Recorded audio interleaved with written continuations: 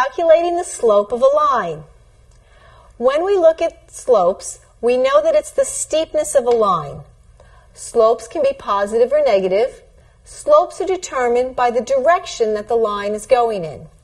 When we look at this, since we are going up to the right, from left to right, we're moving up, this is considered a positive slope. So going from left to right, moving up, we are in a positive slope situation. In our second example, if we go from left to right, we're going down. That's a negative slope. So up from left to right is positive, down from left to right would be negative. We have two other examples. If the line is completely horizontal, it has a zero slope. If it's completely vertical, it has an undefined slope. Students tend to confuse these two. A good way to remember it is that the word horizontal has zeros in it. There are no zeros in vertical. So if it's a horizontal line, look at those zeros, it's a zero slope. If it's a vertical line, it's undefined. Now that we have seen the different types of slopes, let's learn how to find the slope of a line between 2 points. In this diagram, we have point A at 1, 1. We have point B at 4, 5. The slope we know is positive because it goes up from left to right. We have point A at 1, 1. Here. We have point B at 4, 5. Up here. If we were to look at this slope going from left to right, you can tell that it's going up. So we know we're going to get a positive slope. To find the value of the slope, we need to find how far up it's gone, or the difference between these 2 points. Let's start at B and work our way back to A. To go from B to A, I'm going to go down 4, and I'm going to go to the left 3. I went down 4 and left 3. Down 4 is negative 4. Left 3 is negative 3. Remembering that 2 negatives in division are a positive, our slope of this line is 4/3. If we look at it, it's really a change in the y coordinates over a change in the x coordinates. This sounds very confusing, but if you watch it done slowly, I think you'll understand. This is our x, this is our y. This is an x, this is a y. A change means we're going to subtract. Y minus y. So I have 1 minus 5 over change in x. 1 minus 4. 1 minus 4. 1 minus 5 is negative 4.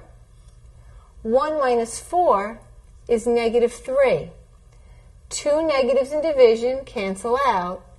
My slope is still 4/3.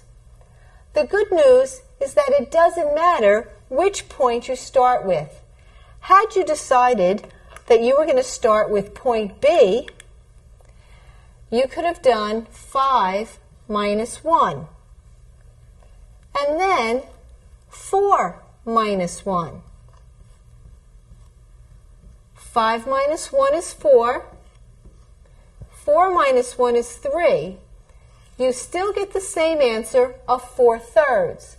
The important part to remember is that whichever point you start with for y's, you must start with for x's. 1 minus 5, 1 minus 4, or 5 minus 1, 4 minus 1. So you must be consistent in the direction you subtract. Let's look at example 2 when we do not have a diagram. We just have 2 points. Now we need to think and use the algebra part instead of the picture. I have 2 points. It doesn't matter which one is A, which one is B. I want to find the change in y over the change in x.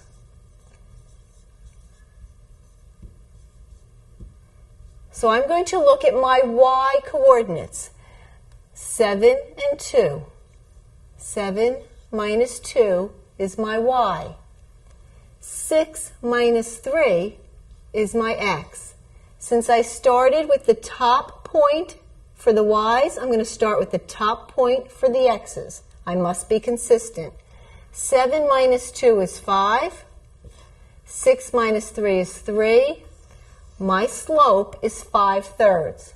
It's a positive number, so I know my slope would be going up toward the right.